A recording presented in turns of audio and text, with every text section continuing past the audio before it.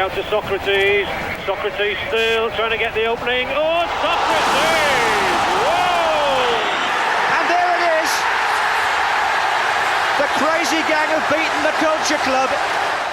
Maggie Thatcher, can you hear me? Maggie Thatcher, your boys took a hell of a beating. Your boys took a hell of a beating.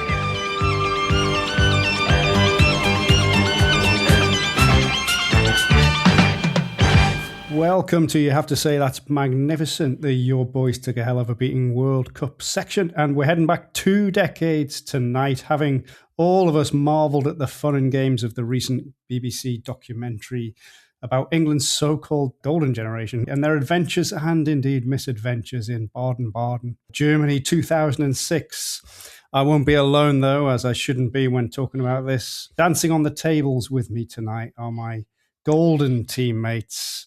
Chris Lepkowski, you flagged this yourself, didn't you? So this is definitely one for you. Yes, the wags are safely locked up. They won't be interfering tonight. We have had a cat try to get in on the act, but no wags, thankfully. But this was the year England were going to bring it home. Didn't quite happen. Possibly go wrong. Could possibly go wrong, indeed.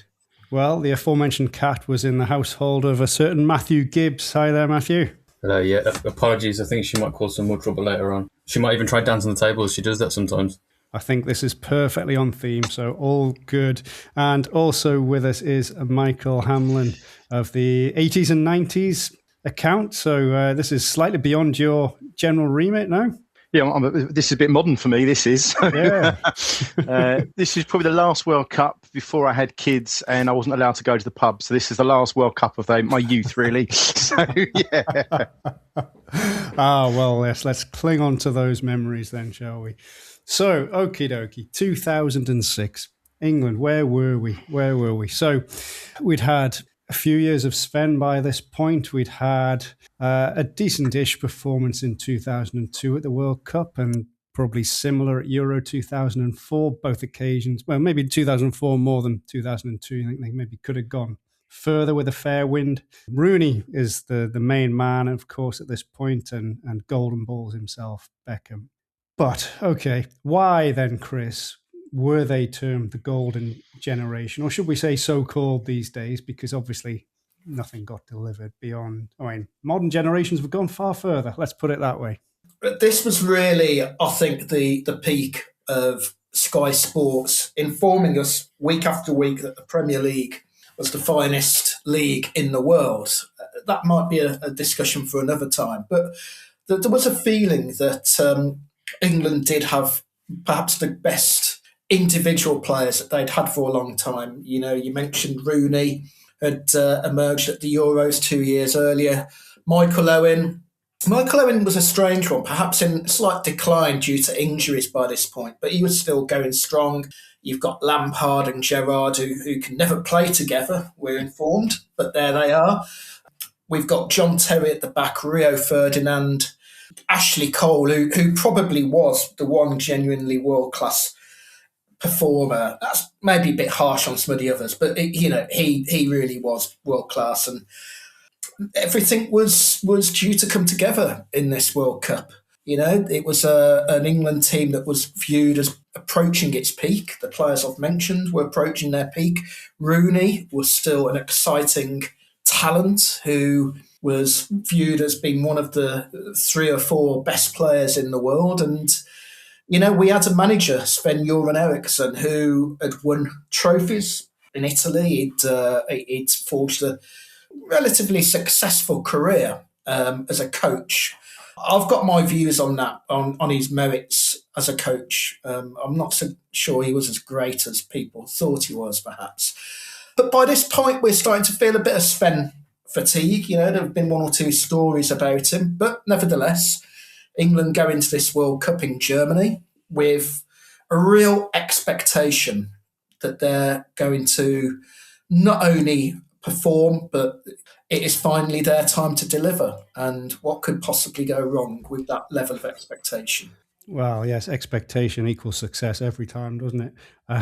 Michael, Chris mentioned there Ashley Cole being our only world-class player. I don't know. That's not a a Chris only view. That's one that you hear many, many times of a lot of people. But I don't know whether that is harsh on some of the others, perhaps. Maybe not in an England shirt. Maybe that's the thing. They're world class in the club realm. So we mentioned obviously Lampard, Gerrard. You could throw Scholes into the midfield mix, and we'll get into the whole tactical conundrum of that a bit on down the line. But would you concur about Ashley Cole? I think he probably is the world class left back in the world. I think what you said over there, Aidan, about world class in your club, I think is right. But I think, and we might come into this a bit more, some of those players like the Gerrards and Lampards, they've got other world class players against or with them that complement them in their club sides. And I think when they're without those sort of anchors next to them in the midfield for England, that's when they suffer. And I think that's when they're exposed a little bit, that they're not as world class as perhaps we thought, or we are told they are. Perhaps I think Rooney is world class. I really do, but he's got an injury he's carrying in, and that affects the whole dynamic for me in the tournament going into it. I think I was optimistic, and I think on the 19th of April, my optimism ended with that injury against Chelsea. Yeah, well, that was particularly unfortunate. It's one of those moments I remember at the time of just thinking, oh, World Cup, that's not good. It happened a lot. Well, it happened to Beckham in 2002, more or less exactly the same timing. You know, it happened to Rooney during 2004 as well, I think, didn't it? These kind of things kept cropping up at this point to key players, and that's extra unfortunate, I suppose. Just before we leave the whole golden generation tag, Matthew, as a general point, what do we think of this as a thing? I know, Belgium's had this hanging over them. Other countries have had this. Portugal were probably the original one, I guess, weren't they, in the 90s, who took this tag? Is it a pointless moniker in a way that it causes additional pressure and therefore maybe even causes failure? That's if in international football, if failure is not winning a trophy, which I'd argue that there's different levels of success and failure, that trophies can't be the only measure. It's a tricky one because I think it applies differently to different nations. A country like England, you would kind of expect with the infrastructure we've got in the country, with the Premier League, you'd expect us to be consistently churning out golden generations. Every generation should be a golden generation. We should never really have that drop of quality. Whereas if you're talking about your smaller countries, maybe Belgium's a good point in case here, where it's a strong footballing country, but the leagues are not quite the same standard as the Premier League or La Liga or anything like that. So they're not used to producing generation after generation of like world-class players like that, like they did with their own golden generation. But in this case, I think it did hinder them more than help, especially because the state of some of the players that we had who were really good players, but mentally were very egotistical and quite cocky and arrogant, dare we say. And they kind of let a lot of that go to their head.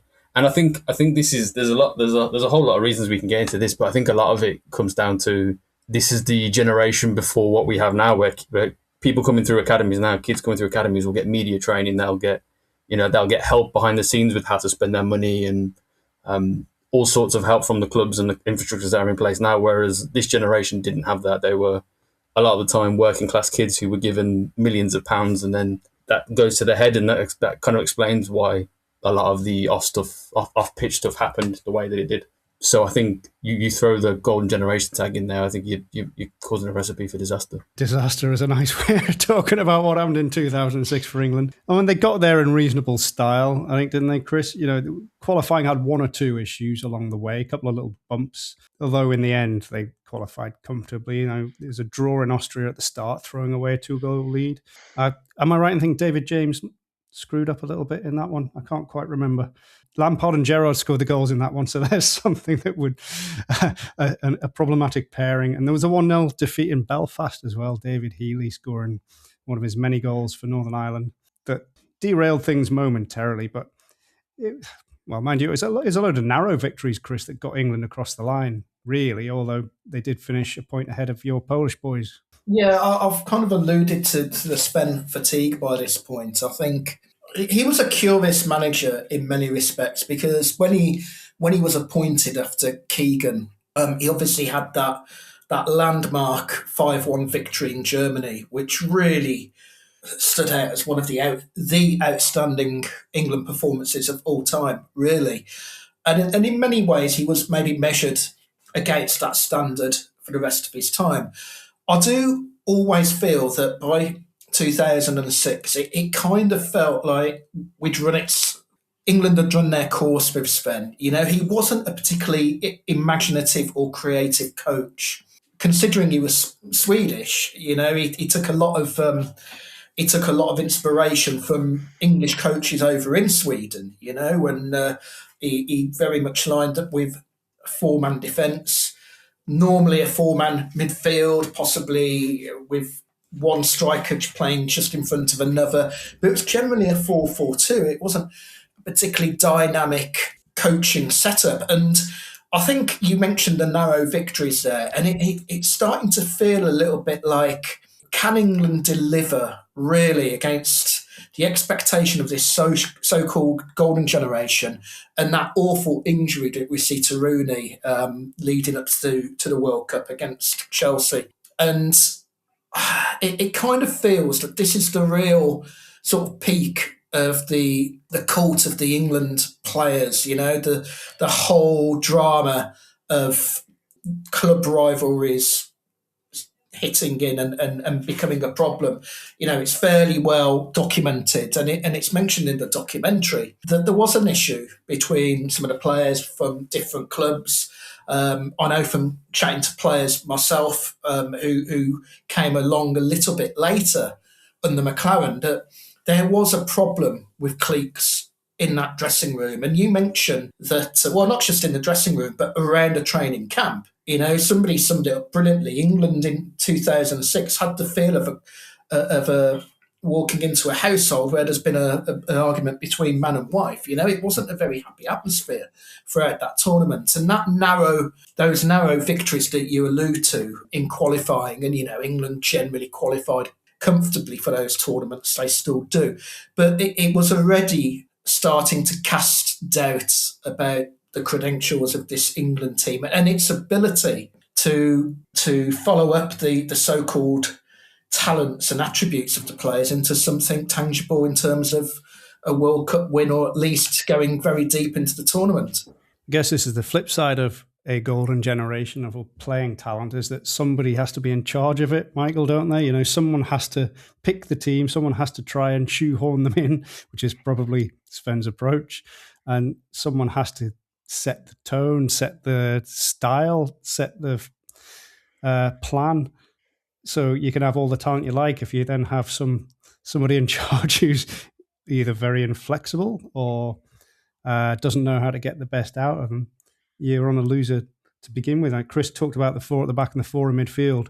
That four in midfield is obviously a big problem in this generation. Michael, what do you think he could or should have done? Well, I think the obvious one is he needed to drop either Gerrard or Lampard, because he needed a holding midfielder. And as much as I think Gerrard could have done that, I think he didn't have the discipline perhaps, or he still wanted the bright lights to go ahead and do the Istanbul thing perhaps, and, you know, and win it on his own almost. And Lampard, watching the highlights of these various games, all Lampard seems to do is just keep shooting. He just keeps shooting all the time and doesn't score in the actual World Cup. But we just don't have the balance. I think if you look at the other teams that go to this World Cup, they seem to start playing sort of a 4-2-3-1, which I think would have suited us much more.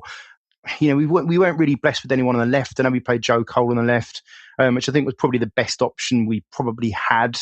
You know, Beckham on the right was the right call, but I think we needed to have a Carrick or a Hargreaves playing behind either Lampard or Gerrard. And for me, I would have had Gerrard ahead of Lampard, because I think Gerrard gave you more than Lampard. That's a debate maybe for later on or for another pod maybe. But I think up front... We'll let Stephen and Gary argue that one. I think Rooney and Owen up front, I think, is self-explanatory, and I think the defence speaks for itself. And I was quite happy to see Robinson ahead of David James, if I'm really honest with you, for this tournament. But yeah, that midfield just wasn't right really for 2004 and 2006. I think 2002, because we had Nicky Butt, was sort of playing with Scholes in the midfield, because obviously Gerrard was injured and Lampard didn't go, and that worked. And then 2004, 2006, it was just completely imbalanced. And it was quite clear to everyone, except Sven just kept shoehorning everyone in and just thinks it would work and something would click, and it just didn't. Yeah, I mean, Joe Cole was the new Scholes, I guess, in this formation, wasn't he? Scholes did he quit after 2004 or was he just injured? I don't know. But, Joe Cole was the next off the line to be shoehorned into the left after Scholes didn't like that very much at all. But you're right, Hargreaves or Carrick is what the balance requires. And Hargreaves obviously had quite a big role to play in this tournament. Is this where the whole golden generation moniker falls flat a little bit, though? Because the drop in standards from the first 11 to what, your sort of subs was quite stark. I mean, your options after Hargreaves, very underrated player, and Carrick would have been a good shout. But then you've got your Stuart Downings and was it Ria Coker was on the standby list, and the drop off in from your substitutes and who you want to be making a difference coming off the bench was never really there. Especially if you compare it to current times where there is a lot of depth. We haven't even touched. You're not mentioning. I know you're going to, but Theo Walcott. I mean, that was a strange one to be. You've got a space in the squad for someone to come in and make a difference. Come off the bench and you choose a 17-year-old kid, 16 or 17, who'd not made a first team appearance. So, that was a bizarre choice. Anyway, still just kind of speak to how there weren't that many options at the time. Well, yes, we will definitely get on to him, I think. But before we do, let's talk about Sven, because we talked about him a bit there of tactics and so on. But the other side of things, Matthew, is the controversy that always seemed to dog him, or he was mystified by much of it, although by this time, a bit of it was more self-inflicted. So this wasn't just the intrusions into personal life that he found bizarre, although he had a remarkably colourful personal life for someone who looked like Monty Burns, but hey-ho, fair play to him. But there was the fake shake thing by this stage, as well as all the affairs. Extra pressure, I guess, and I think we knew he was leaving by the time the tournament had come around as well. And that is always, is it always? I don't know, but it can be an odd tone setter, I suppose. Because you can either have it fires them up as happened in 1990 with Bobby Robson, or it creates this layer of weirdness over everything. I mean, there's a number of ironies going on here where we've had a number of England managers who've been caught out in like newspaper stings, like obviously Sam Allardyce a few years later, and it is I find it quite ironic. I mean, Chris has alluded to it, but Sven-Goran Eriksson and his tactics were very influenced by Roy Hodgson, who we then later appointed like 10 years later. So you add all that with the strange off the pitch antics, antics. He's just living his life really. He's doing his own thing. Apart from the fake shake thing, like a lot of the other stuff was just him and his personal life that the celebrity culture at the time people were addicted to, or at least the tabloids were addicted to. So it makes for a very strange, maybe not the example that the FA want to be setting. They kind of want someone who's a bit more, buttoned up and a bit, shirt and tie, that sort of thing. But it was interesting. It was interesting, and I guess it's probably no surprise that the camp in Baden Baden turned into what it was when he's the one who's setting the tone and planning a lot of the camp and the details and all of that. Years later, I went to cover the match, and Sven was manager of Leicester by this point, and Leicester had been dicked in this particular game. They've lost 4-1. He actually said, we need to win, we need to play more ugly. A little journalist called David Moore, who always had a glint in his eye, piped up and said, Sven, you don't usually do ugly, do you? And he just smiled, and you thought, no, he absolutely doesn't. And this was Sven, you mentioned the fake shake earlier, which we probably should explain was a newspaper sting by the News of the World, claiming that he was about to, he'd been attracted by the wealth of a sheikh and was about to go and manage, I think, Aston Villa, possibly were mentioned. And he had he went out with the weather girl, Ulrika Johnson. He was having an affair with other people in the FA. And he's got a glamorous girlfriend, Nancy, who is leading, Sven's leading the men and Nancy's leading the women over in Baden Baden, the WAGs. And before 2006, there was no such concept as a WAG. It was a concept that was dreamt up by the tabloids, Women and Girlfriends, which is where the term comes from, WAGs. And if anything, the guys wearing the shirts were eclipsed by the women during this tournament. Yes, in many ways they were, certainly in terms of column inches on the front of newspapers as well as the back. That was definitely the case. Well, yes, Sven, for all his playing it safe on the field at times, he did take a risk, as we've said there, with the squad. Theo Walcott, 17 years old, hadn't technically an Arsenal player, but I don't think he'd actually even played for the Arsenal first team by this point. He'd had a handful of appearances for Southampton before moving to Arsenal.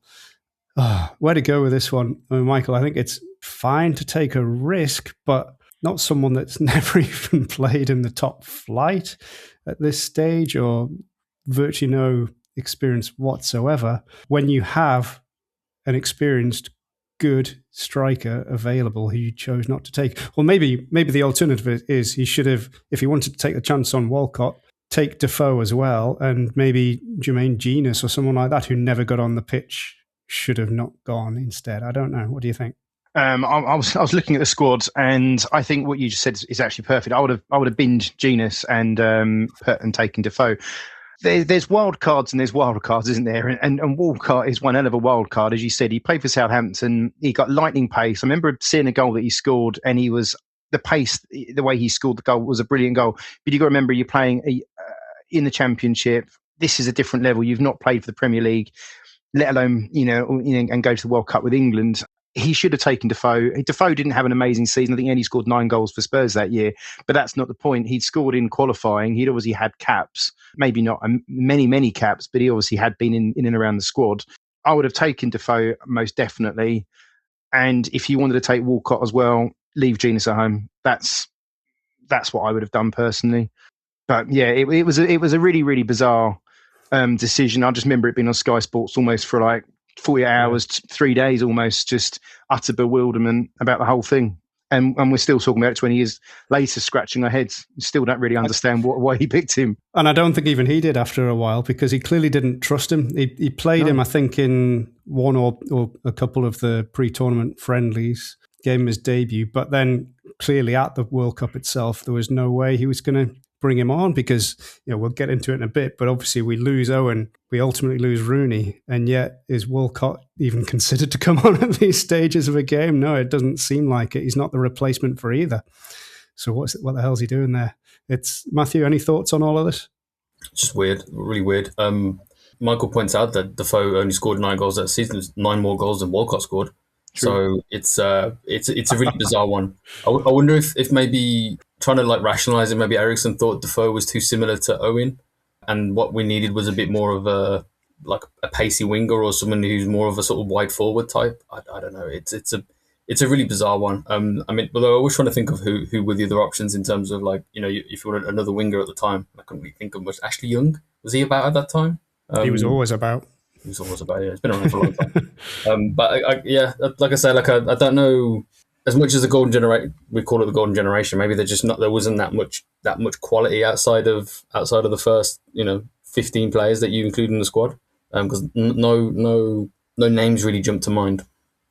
No, but I guess that's part of the problem. But that's still no reason to take somebody with no experience whatsoever is ultimately it, isn't it? But then, of course, yes, we had the issues you mentioned earlier with Rooney prior to the tournament. So that feeding into the Walcott thing, again, doesn't make it sit right, because you've got a striker, forward, whatever position you want to label Rooney as, who is a risk, isn't 100% fit. He arrived late to camp because of the treatment he was getting, so was no part of the warm-up games. I don't know, that can just feeds into the daftness of it all to me. Chris, you haven't given your thoughts on this bit yet. What do you think? Because I think if you add in that factor, it makes even less sense to have not brought another recognisable experience forward such as Defoe and to rely on a kid. My reaction is probably best summed up by Gary Lewin, the Arsenal physio, being shocked that a player from his own club has been called up, that he never even saw that coming himself, I think you're right. And Matthew made a really interesting point earlier that, we talk about this being the golden generation. It's more like a golden 7 or 8. And actually, once you scratch beneath the surface of the starting 11, it's not that great. And, I think we're starting now to see the real issues with Michael Owen and his injuries. He's becoming increasingly fragile, brittle. The muscles aren't what they used to be in terms of elasticity. He's getting soft tissue injuries all the time. Rooney, we know about, picked up a major injury. That doesn't leave much. You've got Crouch, who's a completely different style of player, probably better in many respects than people give him credit for. But to choose a lad who I was trying to think during this, who would be the equivalent of a Theo Walcott in this World Cup squad that we're going into now? If Tuchel was to call up somebody from Arsenal's reserve team or youth team, I wouldn't know. But it kind of really speaks to a manager who, and you alluded to it earlier, Aidan, he didn't trust him because he tried him, didn't trust him. So why take him in the first place? It was just an absolutely bizarre moment that created a problem really for Sven. I think it damaged Sven's legacy as a manager, that decision. And it showed a huge lack of faith in people like Defoe. You know, imagine how damaging that must be for your Jermaine Defoe, irrespective of how many goals you've scored that year. You haven't had the best career season or the best season of your career. To be left behind for a 17-year-old who has never played a first-team fixture for the club he's with, it must be absolutely shattering. And I dare say that had this not been Sven-Göran Eriksson's last World Cup, and we knew before the tournament that it would be, I suspect he might have paid for his job on the basis of that one odd, ridiculous decision itself. Because what would the players who'd missed out be thinking when they saw Theo Walcott? And all due respect to Theo Walcott, he would become a good player. But what are they thinking in June 2006 when they see him boarding that plane? It's quite unfair as well, I think, to Theo Walcott, because like you're thrusting this 17-year-old kid into the limelight, into this horrible media frenzy with going to David Beckham's party before the thing where all the paparazzi, and like you're thrusting this like 17-year-old kid who's never been around like a proper like professional men's team before, and you're sending him into this like there is no more spotlight in world football than at a World Cup. It's quite a thing to be, you know, throwing essentially a teenager into. And then, of course, his school girlfriend comes into the mix as well with the whole wags thing. It's like, I had a girlfriend when I was 17, but crikey, I mean, if I'd been in the public glare, it wouldn't have been a great thing to have had. But equally, if you think of Walcott and as an option, as a plan B and whatever, we had Peter Crouch in the squad. He wasn't vastly experienced at this point, but he's your plan B, and he would be used in that way in a couple of games during the tournament. You know, he's a different approach to the Michael Owen reduced pace or whatever it is now, but he's not the poacher in the Owen mould. He's a different type of forward. So there's a different style, and we had wingers in Lennon and Downing and so on. So it doesn't massively make sense at all. Well, it doesn't remotely make sense at all. But hey ho, there we go, and we're off to Baden Baden. And well, okay, what a location! The team were in the palatial grounds of a castle overlooking the sleepy village or town of Baden Baden in the Black Forest, I think, which normally the reserve of wealthy tourists or pensioners, I think is generally the vibe. And then suddenly the whole England show turns up in town. Goodness me. I mean, as settings go, Michael, I guess in terms of what was probably intended to be a quiet training base, and there's nothing wrong with that as a plan, it's as though they didn't really think through everything else. Maybe Sven was too... I think this comes back to Sven, and maybe did he indulge people a little too much, or was he afraid to have he didn't have an authoritarian streak in him, I suppose, is probably the point, isn't it? That he was happy to allow the players close connections with their families and this, that, and the other. That's all fine up to a point, but I think when that point gets so massively crossed, which is obviously what happens here in terms of the publicity, the glare, the paparazzi, the courting attention probably that distracts. I think if you look at that castle, it reminds me of something out of Colditz or some sort of World War II film. It just looks like this fortress on top of the hill. But it's the main issue really is what's going on in the actual town centre itself, as you say, and the wives and the girlfriends. And what doesn't really help here is the media. You know, they are literally employed to find stories, hound them out perhaps. And of course, what doesn't help is you've got a group of young ladies that have got a few quid in their back pocket. Let's be honest. You've got Posh Spice, you've got Nancy. It's almost just party, spend. And, we've seen the documentary. They're at Gary Baldy's dancing on tables, and they're almost the time of their lives. And it's a sideshow. And it's, I think Sven's probably very naive. I think he's probably done it with the best intentions with, did you say, the wives, families, been near players. But of course, they've got their own agenda. I think this is a celebrity culture, isn't it? It's make your name for yourself. You're in the paper. Lads mags as well. They're all around at this time. It's just almost like the perfect storm for the wives and girlfriends to exploit the situation they've been given and the opportunity almost. And does it undermine everything? Yes, it does, but probably not as much as it makes out. And I know we're going to I'm jumping on quite a lot with what I'm about to say. And, the last scene of that documentary is the Italian plane and the wives and girlfriends getting off the Italian plane. And it's almost like, well, they went, what's the difference? And it's like, well, you obviously don't have the celebrity culture we have, or the high profile names. Because let's be honest, those Italian ladies have got a few quid in their back pocket or a few euros or whatever. But yeah, I think it's just a perfect storm that just went wrong, really. It's almost like once it started to go wrong, there was nothing they could do to stop it. I think so. Yeah, once the attention was there. I mean, our tabloid press probably in particular, being what they are, they were never going to sort of leave them alone or let them just carry on without trying to inform the rest of the world.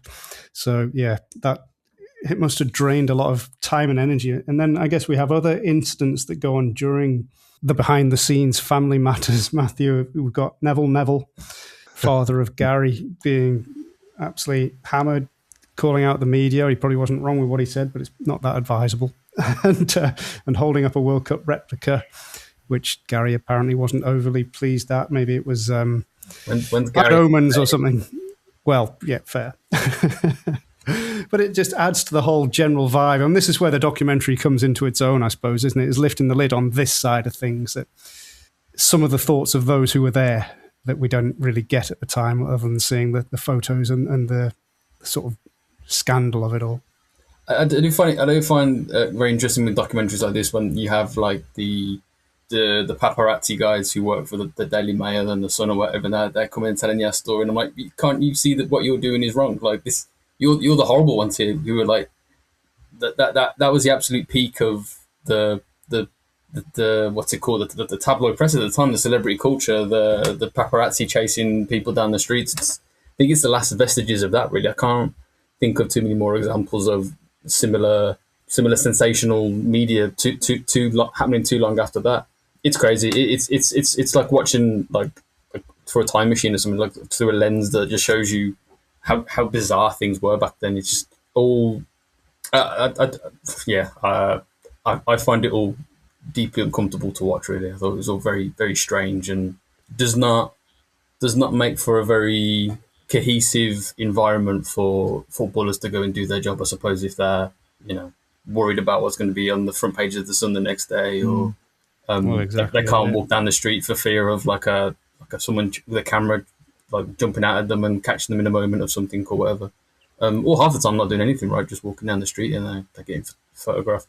I did find some of the clips quite funny of when they like asking a local, do you know who that is? That's Joe Cole's wife, and she's like, oh, that's nice, and just carrying on walking down the road, not understanding anything that's happening. It's very funny. Yes, there were some choice bits like that, weren't there? Absolutely. That's excellent footage, shall we say. Well, you talked about ability to perform and all of that. Well, let's get to it then. The team, we've had all the drama, all the behind the scenes, all the selections. Now they had to actually play. Paraguay were first up, Chris. Definitely a nervy start. They scored within a few minutes, didn't they? But after that, not so good. It's the age-old England thing, really, isn't it? It doesn't matter who the manager is, who the players are. England tend to kind of go into these games with huge expectation, and then they might have a flourish, and then they kind of nervously tiptoe their way through the rest of the game, and that's very much what happened against Paraguay. It wasn't a very convincing performance. It just felt like it wasn't quite there, with England and international teams in general. you want the preparation games, those warm-up games, to iron out the problems, to sort out the any quirks within the side. And yet, by the time we arrive at the World Cup, England just look dysfunctional. They don't perform well. I mean, Owen Hargreaves, you got the incredible scenario of Owen Hargreaves coming on and being booed by some England fans who don't consider him to be qualified to play for the country because he's. Am I right? I think he's Canadian. Spent most of his time in Germany, something like that. That background was. Yeah, that's right. He's from Calgary, Alberta, but obviously he was a youth player, or he moved to Germany relatively young. He had one English parent, one Welsh, so he had a whole host of options. And he'd never played football in England at this point. And, he's coming on for England, getting booed. Turns out to be one of England's best performers of this World Cup. But he'd been in Champions League finals by this stage. Yeah, there's enough evidence of how good he is.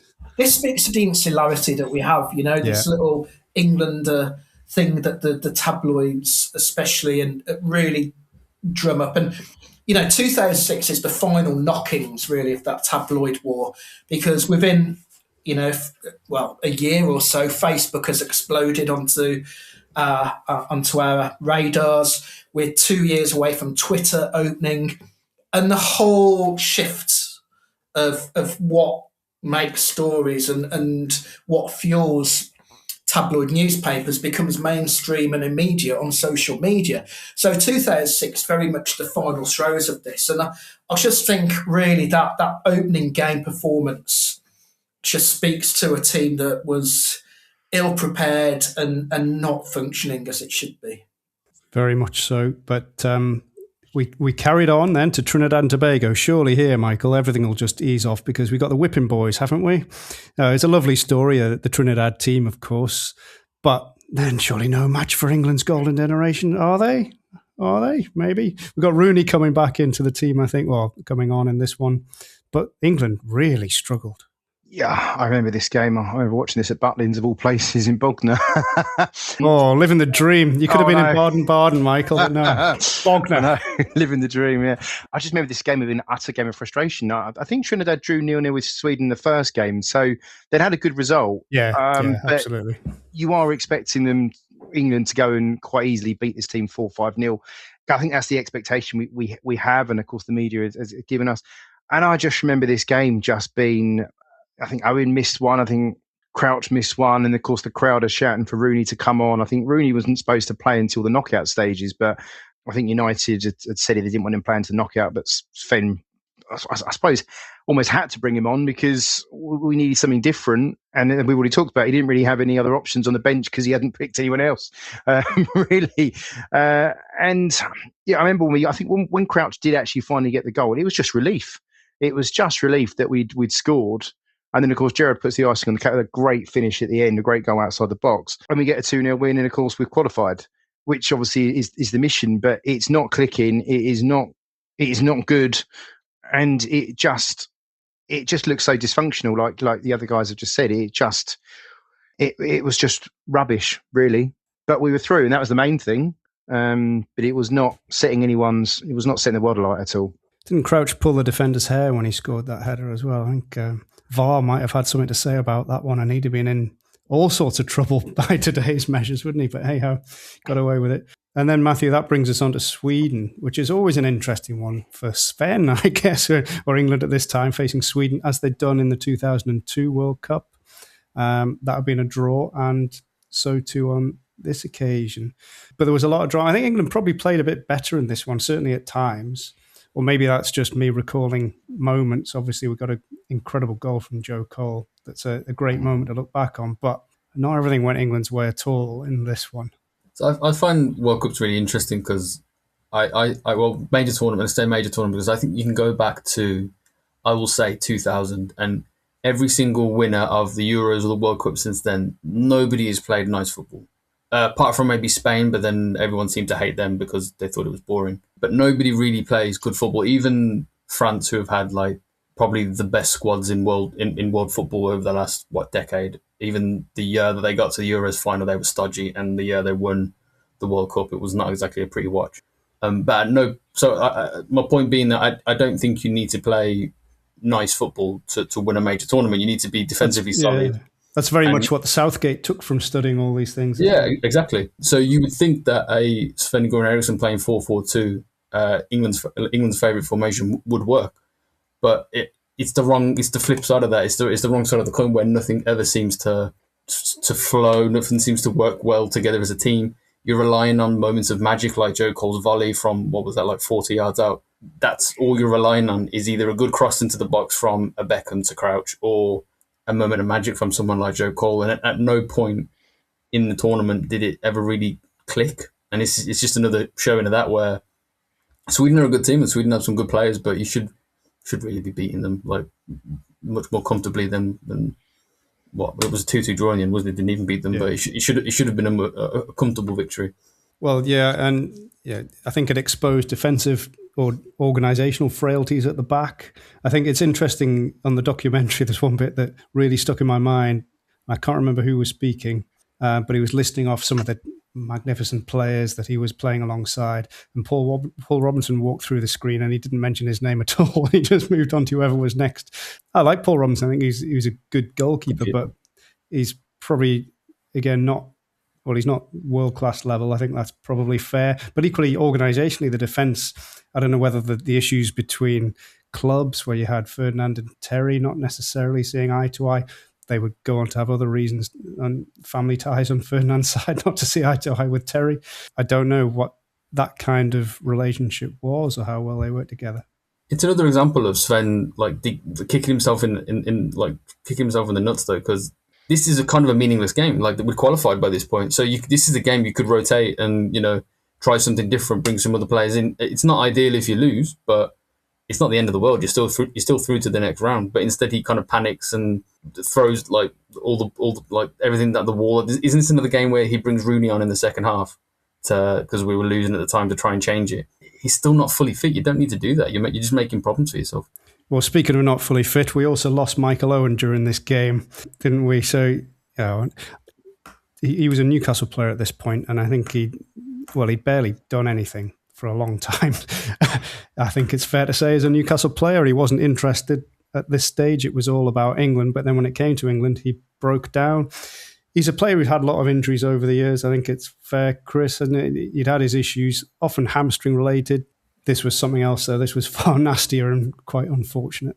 Yeah, I mean, Michael Owen, it's not often players peak at 18, but Michael Owen did. I mean, maybe that explains the Theo Walcott theory that we spoke about earlier, why he was called up. But with Michael Owen, I mean, by this point, and I didn't realise he was at Newcastle by this stage. Most people didn't, Chris. I don't think he fully realised either.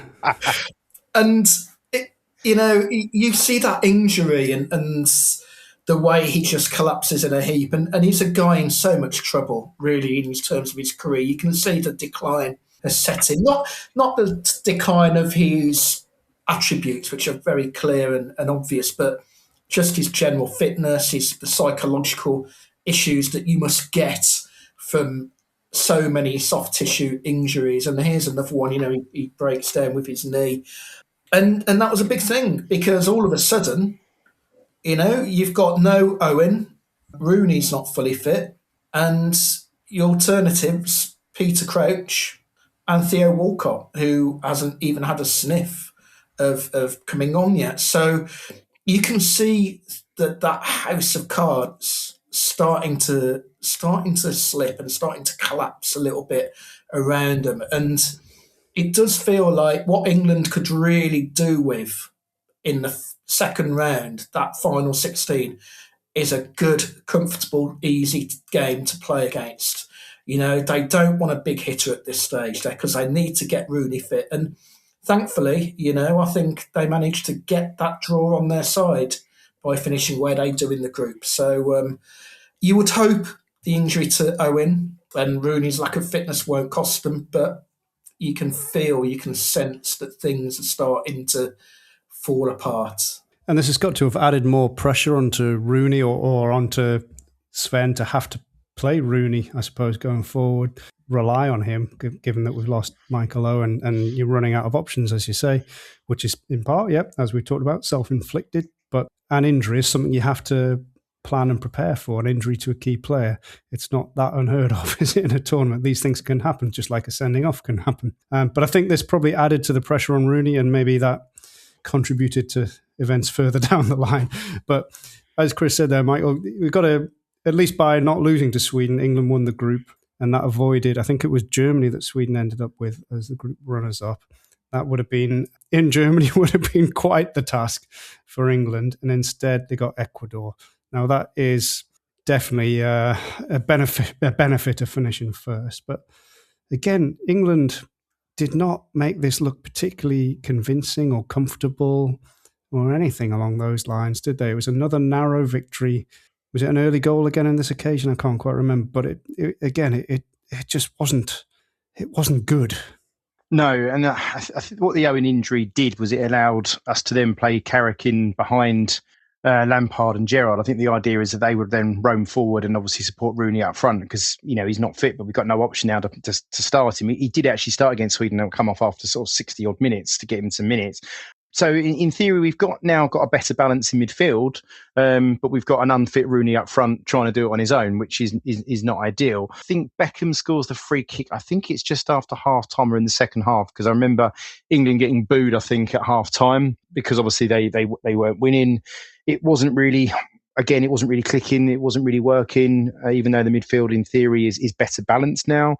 There's an incident, I don't know if you guys remember, where Cole, I think the Ecuadorian players literally threw one-on-one and Joe Cole comes flying back, manages to put a block in and it hits his almost shin and loops up onto the bar and goes over. And that should have been 1-0 to Ecuador in the first half. And Ecuador had their chances. And if it was a better team, they definitely would have taken the chances. We were so open, considering we'd obviously brought Carrick in to be that sort of defensive shield. We were not solid at all and we didn't offer much up front. I think Rooney had a couple of chances, half chances. I think there was a long ball that he managed to control sort of on his toe and managed to get a shot in, which was blocked. And I remember him sort of getting the ball on the wing and he managed to sort of cut in and nutmeg someone. And again, you think, right, he's back. He's back. He's showing signs. He's showing glimpses. But it was glimpses and that's all it was. And we laboured to a 1-0 victory over Ecuador, but we're in the quarter-final. We're not playing well, but we're in the quarter-final, and that was, I was going to say, as good as you can get, but we're not looking good. We are looking like a team that is there for the taking, if I'm honest. There's two ways of looking at it, I guess, aren't there? So they're not looking good. They're not playing well. They're not really striking any fear into any good teams. But equally, as Matthew was saying before, you don't have to play well as long as you keep winning, as long as you keep going through. That ultimately is what it's about in a tournament, and people won't care if you win a tournament by playing badly. I mean, you could talk about this of Arsenal and their exploits this season. Their fans won't care one jot about what their style was because they won the league and they very nearly won the Champions League too. Yeah. Anyway, but that aside, I guess confidence-wise is the other factor, which isn't great. And then we are then coming into a quarter-final. We're now up against a big team and a team we've got recent history with as well in Portugal. And I do wonder, even in advance of the game, and I wonder what you think, Matthew, of Euro 2004 and whether that caused any damage on this generation, because I think England in 2004 had looked like a good team. They had been playing well. Rooney was fearless as the emergent young star. He was, if you like, what Owen was in 1998 at that point, wasn't he? He was the one who was just blowing everybody away and striking fear into the opposition. England were playing really quite well. He then gets injured. We end up losing on penalties. They did okay in that, though. But we're up against the same team. We're up against the same manager for a third tournament in a row, Scolari, who'd obviously been Brazil coach in 2002. So there's even extra layers to the history. And I wonder, coming into it, having not been playing with much confidence, of how much those past scars might have played on people's minds within the squad. That England 2004 loss to Portugal was, I think I was 11 at the time, 12. That was my England heartbreak. That was the one that was devastating, because I watched that on a week away with primary school. We did like I don't know what you call it, went away for a week camping or something, and we managed to watch that, and all of us were devastated. That was a tough loss. But I think you're right, and especially coming against someone like Scolari, who's an incredibly experienced international coach, something which Sven-Goran Eriksson was not. A good track record in club football, but I'd still, even by this point, even with a good Euro 2004, that was definitely the missed opportunity of this golden generation. It's still not someone you say is a good international manager, which Scolari very much was, and clearly knew how to set up against an Eriksson side, how to exploit it, how to shut us down as well. Because I think I remember us playing, this was probably our best performance of the tournament, ironically, but we still didn't create many chances and never really looked like winning. I think they showed the highlights during the documentary. I think the closest we came was like Rooney hitting the side netting or something, was it? But I think bizarrely, Aaron Lennon came on late on, or was it an extra time? And he suddenly looked the liveliest player on the pitch for a time. Right. I remember thinking that was utterly bizarre. But I think you're right. They played quite well without really threatening. Yeah, it's classic England, really. I think that you can count on any like 3-4 hands about how many times that we've played well in defeat, and it's the only time that we play well during that tournament. But it's just keep beaten by a better team, beaten by a better manager, and you can't. I guess that's the tough thing about it, is that you can't argue with that, because at no point did we show anything else, and we were beaten by the better side. Well, what we also did show, I guess, is fight in one respect, Chris. How do we describe what Rooney did? I mean, a few minutes earlier, we'd lost Beckham by this point, going off injured. So, you've got him on the sidelines looking all distraught of knowing he'll have no further part to play in the World Cup, no matter how far England may or may not get. And then, Rooney lashes out and he stamps on a part of a player he shouldn't stamp on, I suppose, doesn't he? Ronaldo doesn't help the situation with his infamous wink. But that just added to the intrigue and added to the anger in the pub I was watching it in, that is for sure.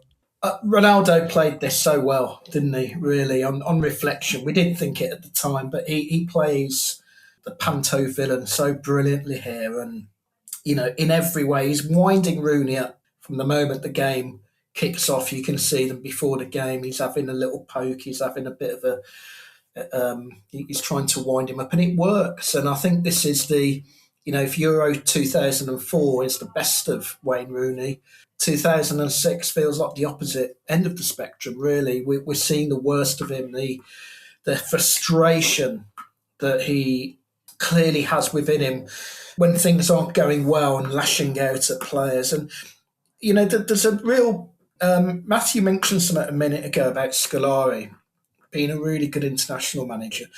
More than that, he's a tournament manager. And this has been an age-old problem for England at this point under Eriksson.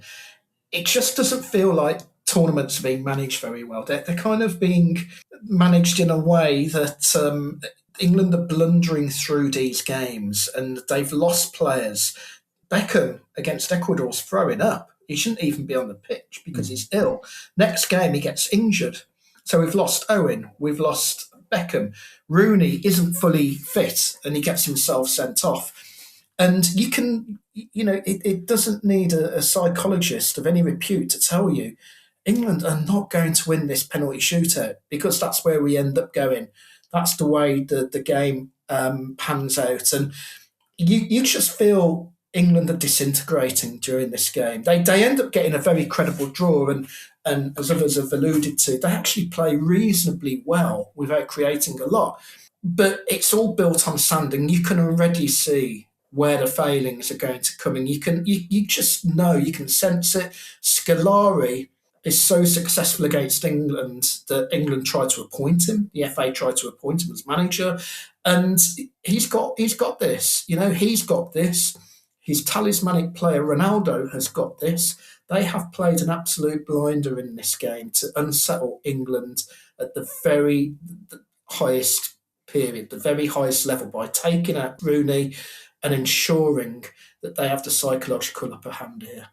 And then, of course, yes, the penalties. Well, Michael, these were a sight to behold from an English perspective, weren't they? I mean, this has to be, of all the penalty shootout failures that England have had over the years, it's usually been one or two people missing in amongst some good penalties. This is the other way around. There's one good penalty from Owen Hargreaves, Mr. Reliable. He learned his trade in Germany, and that probably was close reflection on how he takes his penalties. He'd taken them in Champions League finals and scored. he scored his. But as for the rest of them, Lampard, Gerrard and Carragher, who didn't even wait for the whistle before taking his and scoring and then having to retake it. This is almost everything that Southgate had to reverse and change. The whole approach, the being too rushed, the technique or the lack of practice or the lack of focused practice, perhaps, the lack of a routine. This is way before goalies getting the ball and handing it to someone and all of that stuff.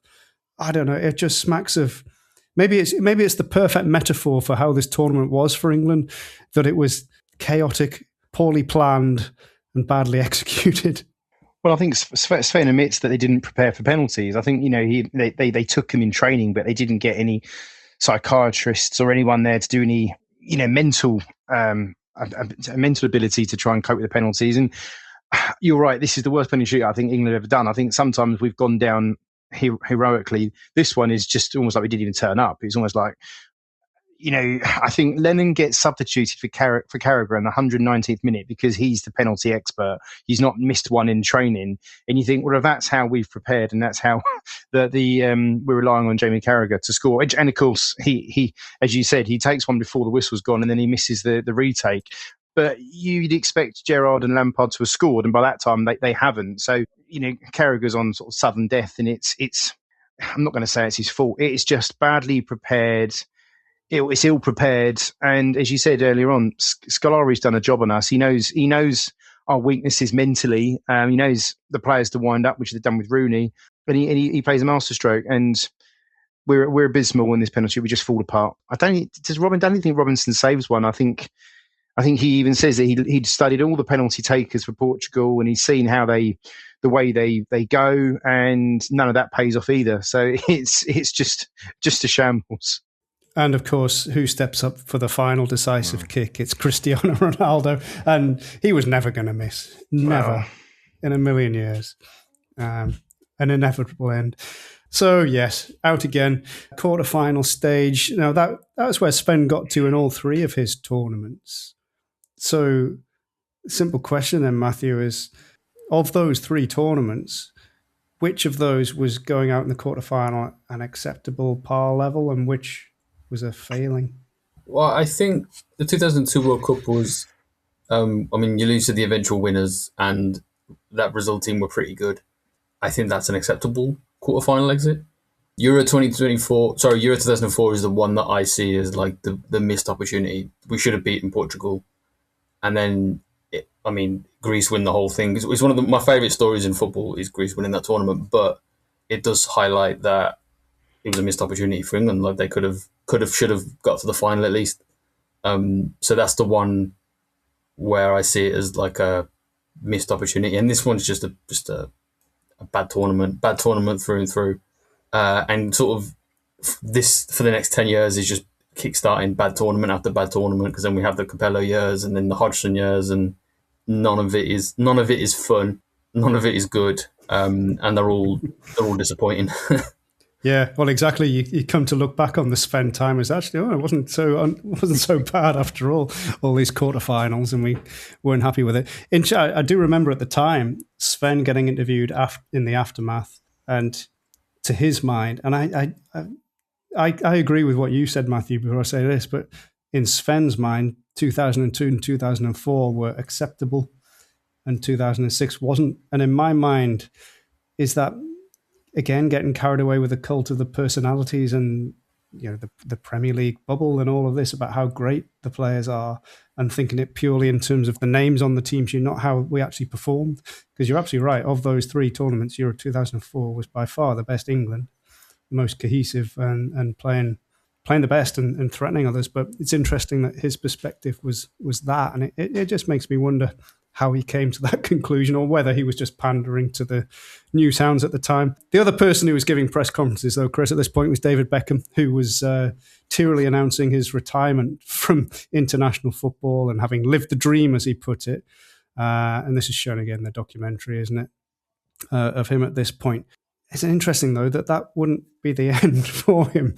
And maybe it was a bit too soon, or maybe if we jump right ahead to Steve McLaren, who took over. And Matthew talked about the pain of what was to come. This was even more painful than some of those years that Matthew mentioned there, because this was a disaster and a failure to qualify. Steve McLaren, another with Newcastle ties that are best not delved into too far because it didn't go well. And he needed Beckham, really, ultimately, didn't he? Well, he did. I think, McLaren he got a lot wrong, really. And I think it wouldn't be unkind to say that Steve McLaren falls into that category of being probably a very good coach, but not necessarily a good manager. And there have been a few of those over the years, we can reel them off. And I think really for McLaren to get the job shows where the FA were at the time. They were behind the curve. We're starting to see Spain creating something very special over the water. We're seeing France have had the success. Italy have won this actual World Cup. And England just seems so far behind in every way. And we know that there will be failures in 2008, failure to qualify. 2010 is a dreadful England campaign. Poor World Cup all round, but particularly from an England point of view. And people have to start thinking differently about how we do football in this country. And we see it with the emergence of the elite player programme. We see it with the building of St George's Park. And we see it with a young guy called Gareth Southgate, who takes a very strategic lead in the development of English footballers that almost aids him towards winning a trophy some years down the line. But in 2006 to 2008, we are a long way from that. And I think, one of the things that, if we're talking about the kind of player power of 2006, I look back with such I'm not sure what the word is. Just I really cringe at the memories of Steve McLaren referring to Steven Gerrard as Stevie G, and almost pushing this whole player-loaded profile that we have of England at this point. That they're in desperate need of being shook up. And as much as you're right in the way that maybe Beckham quit too early, actually, I think we need to change at this point, and we need to start phasing out some of these players who are underperforming for England, doing well for their clubs. But as somebody made the really good observation right at the front, at the top of this podcast, these are Premier League footballers, lauded as being among the best Premier League footballers, but they're playing alongside some of the great players who have come from overseas and come from abroad and have really upped the quality of the Premier League. And when they do get into the England bubble and that whole environment, they just do not produce the goods. And we saw it under Ericsson, and we would see it until Southgate turned up.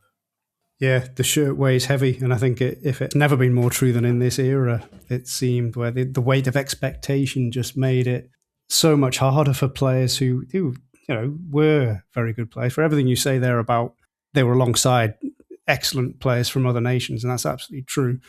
But you still got people who were used to sort of driving their teams forward in the Lampard, mixing their names there, Gerrard and Lampard. Maybe that's what we should have done, merge them somehow. But there's people who ought to have had a bit about them to be able to have grabbed things by the scruff of the neck and led the team a bit better. But it just always felt inhibited, and I think whether the pressure is what really caused that. And you're right, it had taken all the way up until Southgate to really reverse that trend. It was just getting increasingly harder. I remember Sven also talking afterwards about the press not to kill Rooney, as he put it, because we all need him more than he does because he's off. But yeah, the pressure just was maintained on him. And I think Rooney ended up being forever criticised for his tournament performances going forward, as though he was, I don't know that he was always bad, but it's as though the bar that he had to reach was put so high that it was almost impossible for him to do what people thought he should be, and therefore it was always a failure. I don't know. That's a whole other topic as well. 2006 though, what do we? So Sven obviously, yes, was moving on to pastures new. And Michael, what do you see as Sven's legacy as England manager. We've talked about the pain that came afterwards in various different ways and the pressure and so on. But ultimately, was he relatively successful in the grand scheme of things? Oh, this is a really horrible question. I think when you look back at the Keegan era, I think to a degree almost gives you a sense of hope again. We're getting to a quarter final, and as Matthew said, losing to Brazil in 2002 was a tough one to take, especially on 10 men. But that was a bloody good Brazil team. Portugal in 2004, I still say that Campbell's goal was a goal, and we should have won that 3-2, and we should have gone through to the semi-final. But I think 2006. I think 2006 literally just almost clouds his legacy. But I think, was he successful? I think he was to a point, but I think he should have done better. But I also then would caveat that and say, you look at the teams around at that time. You look at the Argentina of this world. That was a stacked team. Italy, France, Brazil, Spain, they were all stacked teams. They're almost sort of, I'm not going to say they had their own golden generation, but I think to me, this was the last World Cup of the 90s with some of those really fantastic 90s players like the Zidans of this world, the Del Pieros, Crespos and Riquelmes and players like that. And you've got this new mix of players with the Messis and the Ronaldos, and it's almost this perfect blend of old and new sort of mixing. I would say he was successful, but I'd still also say he underachieved at the same time. And that completely contradicts what I've, as an answer, a complete contradiction. So I'm probably saying I'm going to sit on the fence here. But I think compared to Keegan, I think he gave us hope. And then he didn't think what happens after with McLaren and Capello. It looks successful, but it's only probably then when you get Southgate that you think actually he underachieved. That's a very long-winded answer, probably not to actually give you an answer. No, I like it. I like it actually, because yes, at the time it felt like a failing. The subsequent years made it look like a big success, but then the more recent years have made it look like a failing again. And that's probably correct. That's probably how it should be. The final thing on England 2006, Matthew, is that this was a thoroughly unlikable bunch of players in many respects, wasn't it? I think this has to feed into it. And they still are. And and getting worse, or maybe it's all just coming out more, shall we say? I don't know. But that has to feed into, well, it doesn't have to, but for me, it certainly does feed into how we view the golden generation and this particular era in general, especially when you compare to what the much more likeable environment that more recent England squad seems to have been or portrays itself as and genuinely seems to be. I can't stand any of them. I think I hate listening to any of them talk, and I had one of them as a manager for my team for 3 months, and I hated it. So no, I don't like. It's what you say is correct, because it makes such a difference especially for like if you're a kid. Like it's nice to be able to like the footballer and the football. I think as I'm older, I don't think I care as much. Like if they're horrible, they're horrible. I just switch off. I don't need to listen to them talk. But when you're a kid, it's quite different. And yeah, it's quite. I did notice. This is not really answering your question, but I did notice on this in the documentary that it cut to the studio to see what Gary Lineker, Alan Shearer, and Ian Wright thought of it. And it's mad because we're still having that 20 years later. It's still the same people in the studios giving their opinions. Only now we have the sprinkling of this golden generation in there with. Well, maybe I shouldn't name certain members of them who are total gobshites, really, aren't they? But it doesn't help with how that generation is viewed, because they've all gone on to be loudmouths in the media, and we get to hear their opinions about everything. And half the time, I think they're talking nonsense. So it really doesn't help. It definitely doesn't help. And in terms of 2006 overall, Chris, obviously Michael alluded to some of the great players that were coming through at this point, and obviously once England were out the way in their general misery, we had some of the fine games going on and ultimate quite dramatic conclusion to the tournament. Do you think it was ended up in the right hands at the end of the day? It probably did. I mean, it's quite unusual to be talking about an Italy win, and remembering that Italy actually used to qualify for tournaments and routinely do well in them. This was the last knockout game they've ever won in a World Cup. This 2006 final. They've not won another knockout. In fact, I don't think they've even played another knockout game. That is amazing. That's an amazing statistic. Out in the groups in 2010, out in the groups in 2014, and not again. So this was their last knockout match. To give you context, this World Cup was played about 2 months before my daughter was born. She'll be 20 in a few months time, a couple of months. So, it's absolutely incredible. I think the World Cup of 2006 will always be remembered for that one moment of utter insanity, won't it, by Zidane? It's, there's a great photo that was taken of him walking off the pitch, kind of walking past the World Cup, and what a way to end his career. I would say this: it was certainly a more fruitful career for France than Sven Eriksson's was for England. That's for sure. But what a way to end it! And that was ending his entire playing career as well, wasn't it? I think Sven did get his hands on trophies of other kinds. So let's say, yes, Sven got his hands on plenty. I think there were several in the French squad who were very angry at Zidane. I think it's fair to say, thinking, well, he'd had his chance, he'd won his World Cup, but this was their chance, and it was gone. Thanks to that, at least vastly diminished, and they were less likely to win the shootout, were they? Michael, reflecting on 2006 as a whole, then not just England, but as a tournament as a whole, rather than just who won it. How do we feel about this tournament? It's hit the 20-year threshold now, which I think, and this is something Stephen's mentioned on the podcast several times, that you need a good 2 decades to have elapsed before you can really gauge how a World Cup has been judged or viewed or remembered by history. And it's time enough to forget the bits that were a bit naff and boring and dull, even though we've just spent an hour and a bit talking about the England games. But, the games or the less exciting moments fade from memory, and you're left with all the warm, fuzzy stuff. To me, this is a World Cup I'd almost completely forgotten about until I've actually started watching the BBC Classic World Cup channel in the last few days, actually. And I've watched sort of Spain against France and seen some of the players and some of the games, and sort of almost blown away by the names. But I think that tournament seems to have some fantastic goals in the group stage, some fantastic goals outside the box. And in the knockout stages, it becomes very sort of 1 goal or 2 goals. It's very tight. But again, you're talking the top teams by then. But like I said earlier on, I think to me, it's the last World Cup of some of those real great legendary players before you hand over the baton to the new players. And you've got this great mix of the old and the new. But a lot of the games I'd completely forgotten about. I think we all, like Chris said, that moment with Zidane and Maserati, that sums the whole tournament up. It's almost like the moment of that tournament. But a lot of it, as I said, I've completely forgotten about. I mean, England I remember vividly because it's England, but a lot of the other stuff I just completely forgotten. But it's like, you get Messi's debut, and then sort of like Messi scores a fantastic goal in that World Cup, which I completely forgot about until a few days ago. Argentina were a great team actually this year. I think we had Riquelme, who you mentioned earlier. Michael, he was pulling the strings, and in his delightfully languid way, they scored that incredible goal against Yugoslavia in the group stage. Cambiasso goal, but then imploded against Germany.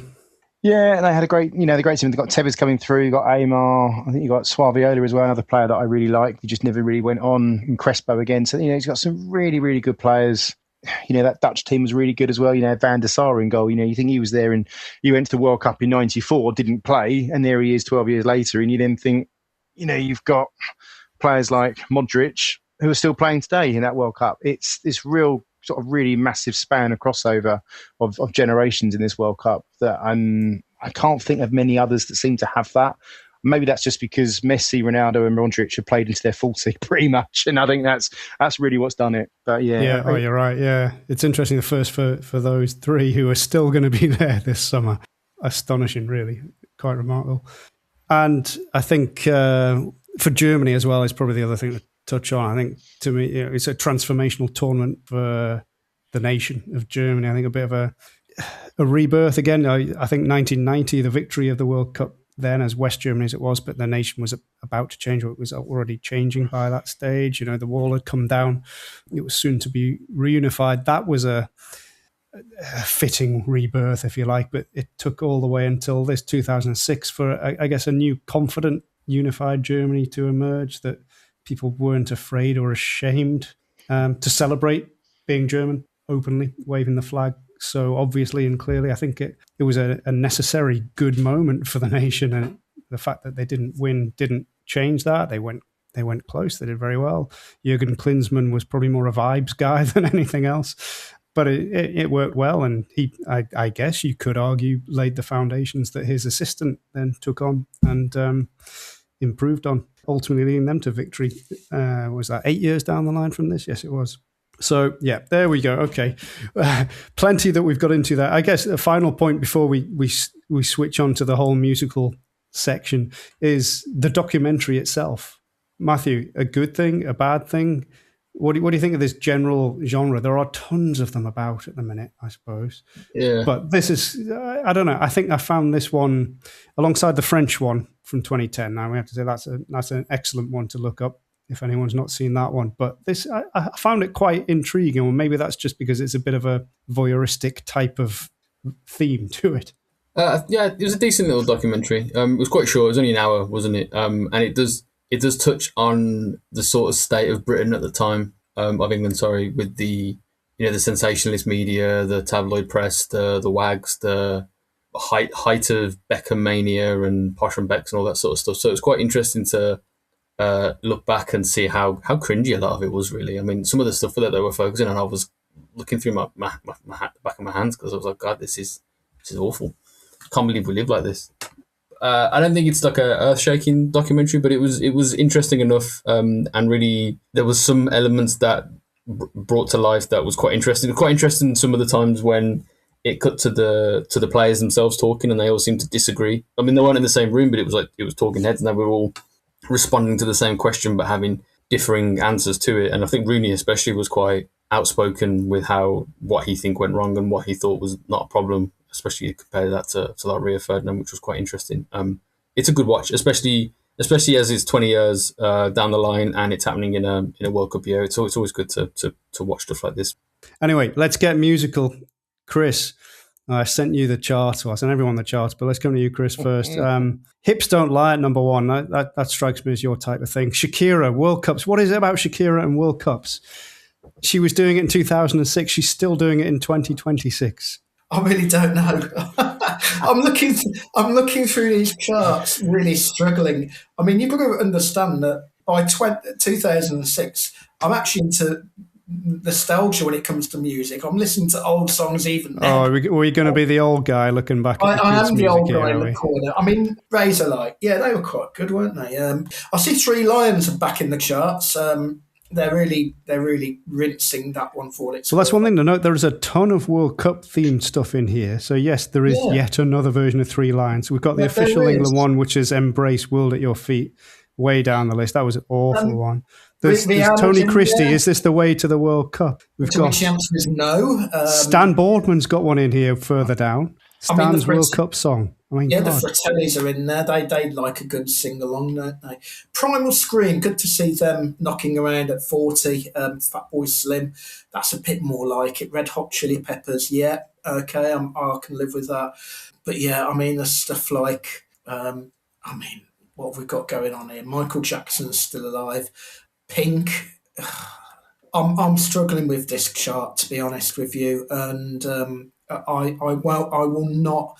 If Stephen Scraggar, our esteemed colleague, is listening, I will not be troubling the tape recorder and recording any of these songs. I don't think. Oh, it was all on Napster by this point, Chris, wasn't it? We'd have to have illegally shared it rather than taped it. Yes. Mustn't share that. Always vulged that. Get people into trouble for. Or maybe Napster was already collapsed. I don't know. It was all illegal sharing, wasn't it? This time before Spotify cashed in on that particular market. I think it was LimeWire at this point. Not that I would know about this stuff, but it was LimeWire and that sort of thing, FrostWire and things like that. Yes, I have no dodgy idea downloads. I have no idea what Matthew just said. No, I don't. This is. I did, I had a friend, but nothing that I use. Yeah, well, you're the one closer to the age for all of this music, Matthew. I'm sorry to say. I remember basically every single song from this thing. I'm looking at it. This is not strictly speaking my kind of music, but I think I was quite into Muse at this point, like that sort of music. But I definitely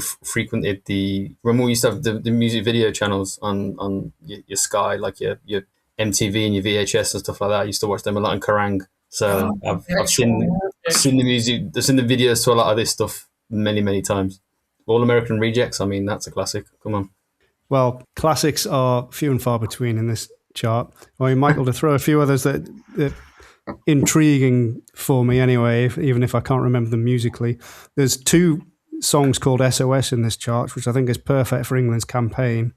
We've got Rihanna at 21, and way further down at 64, there's another song called SOS by someone I can't remember. We've got Who Says You Can't Go Home by Bon Jovi in here. Well, England very much could. What about you? What did you like from this, if anything? I think, like Chris just said about Stephen Scraggan, what would you actually be recording off the charts or downloading illegally or whatever? Not a lot. I'll be honest. I don't think there's anything I'll be downloading. There's some stuff in here that I remember and think, yeah, it's okay. Yeah, I remember She Moves in Her Own Way, Kooks. Remember that. I remember Razorlight. There's Snow Patrol in there. Was never a great fan of Muse, actually. I do remember SOS Rihanna because it was sampled with Soft Cell, I think, Tainted Love. Valerie Zooton's in there as well. Obviously, he's more known, obviously, for Amy Winehouse. It's the World Cup rubbish, really, that struck me when I was looking at this, which I know you've just already mentioned. But I think number 44, you've got the Crazy Frog, We Are the Champions. And I think that just really sums this era up, doesn't it? Crazy bloody frog. He's still got Pussycat Dolls, Don't Ya, knocking around 71. Put Your Records On, Colin Bailey Ray, 73. The only one that I do remember in this period was, I'll say the only one, is from Paris to Berlin, if you remember that, the Infernal one, which was they brought a World Cup one from London to Berlin, and it was changed. All the lyrics were changed to England references, and it was utter crap, to be honest with you.